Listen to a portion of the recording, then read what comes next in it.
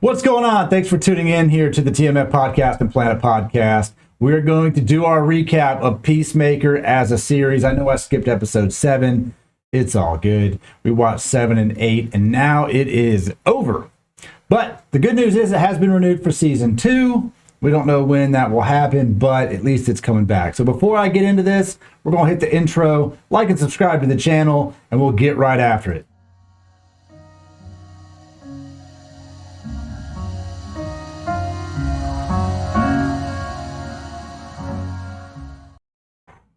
Peacemaker, HBO Max, James Gunn delivers probably, arguably the best show to start 2022 off. I mean, granted, it's only in the middle of February, but the bar has been set pretty high in my opinion. I covered it since it started, and I will say this. If nothing else, this show did, it showed everybody that John Cena should be taken more serious as an actor. I will admit, from the beginning, watching him Suicide Squad is terrible. Every John Cena movie I've seen has been pretty rough. It's like just big, muscly, dope-headed dude, right? It just is him. When you see him, you're like, that's what he plays. This character allowed us to see charisma.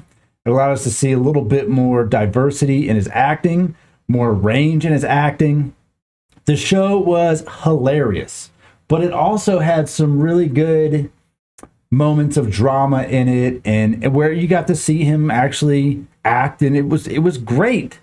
So let's get into what happened. If you haven't seen the show, you probably got to watch it before coming back and watching this recap, because this is a spoiler alert, right? Episode 7, they're going after the butterflies. They get really jacked up going after them, and we're introduced to the cow. Episode 8, we're gonna go kill that cow. And I like the fact that they're not superheroes. They're just people, right? The only thing that made him even somewhat of a superhero is his helmets. Without his helmets, he's mostly just a guy who, obviously in the comic book world can sustain an unusual amount of damage and still move. Vigilante, hilarious. The fact that he's they're all riding in the back of this stupid grooming van, and Vigilante's just busted up from a grenade going off, just blows him up. Harcourt's jacked up. They're all just going into, they don't even know what they're going into. They just know there's a lot of them there.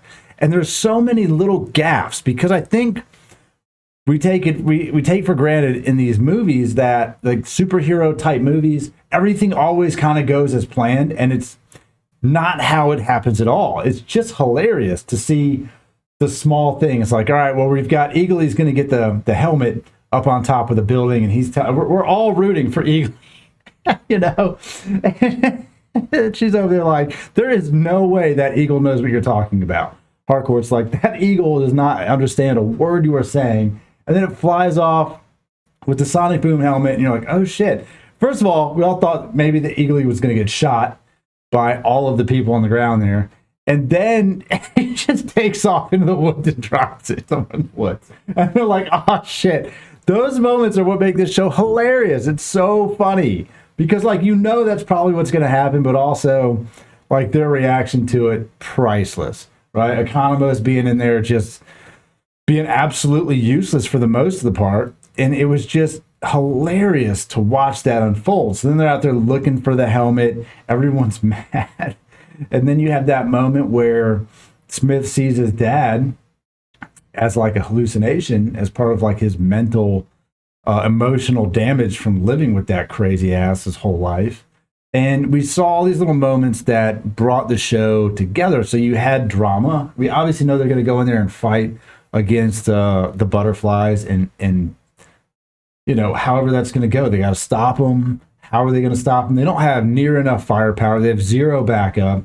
He asked for help from the Justice League, and we're like, all right, well, nobody's coming. And they go in there, and look, we see Vigilante get shot. Harcourt got shot a few times, and that was, it was like, oh man, they're going to kill Harcourt.